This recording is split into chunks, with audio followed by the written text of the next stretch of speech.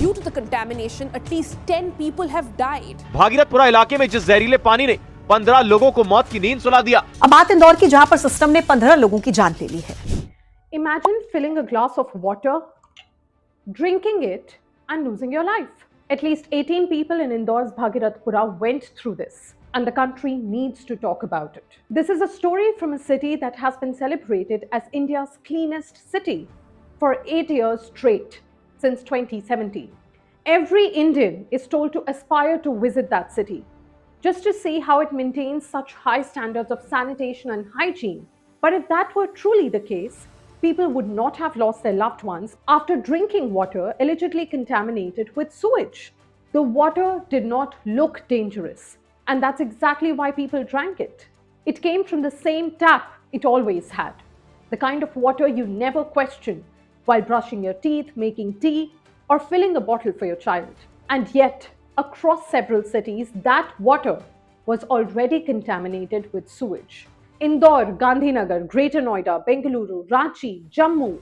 India's water is silently poisoning its people. We are taught to fear outside food, polluted air, viruses and infections from somewhere else. But in city after city, sewage is entering drinking water pipelines. And authorities realize something is wrong only after a tragedy makes headlines.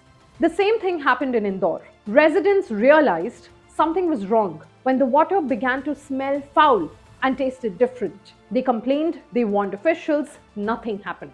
Families kept using that water because when the tap is your only source, refusing it is not a choice. And then the outbreak hit.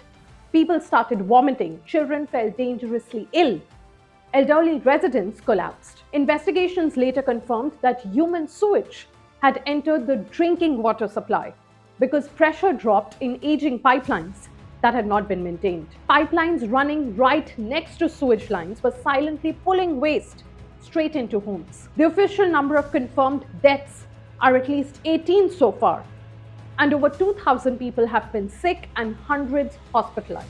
What's scary is that these numbers don't really capture the fear of drinking water, the water that you can no longer trust. The incident quickly made national headlines. The media riot. The government went quiet. The Madhya Pradesh High Court warned officials of criminal liability.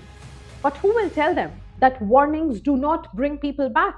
What makes this even worse is that many of the people who fell sick had done everything they were told to do. They used RO filters, they boiled their water, they were careful. But did it save them? No. What happened in Indore was not an isolated case. In Greater Noida's Delta 1, 6 to 7 families fell ill after drinking water and sewage was mixing with the supply. Authorities insisted the water was fine. They said the tests were clear, but repairs were quietly made. Pipes fixed, but only after people were already ill.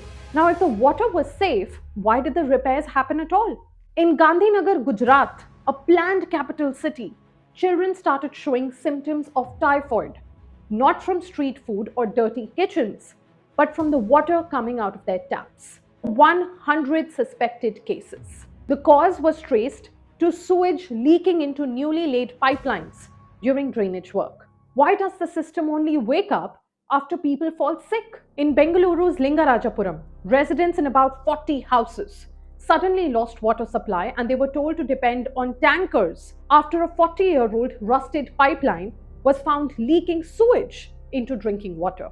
This is India's technology capital, a city that sells itself as global and future ready. Yet, its water infrastructure belongs to another century. And it's not just about the big cities facing a crisis of clean water.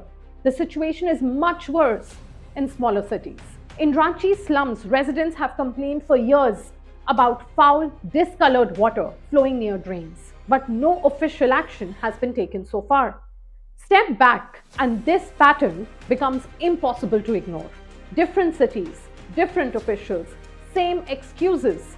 Aging pipelines, sewage and drinking water lines running side by side. Low pressure sucking filth into taps. Weak monitoring and zero accountability. Don't let anybody tell you that this is a health crisis.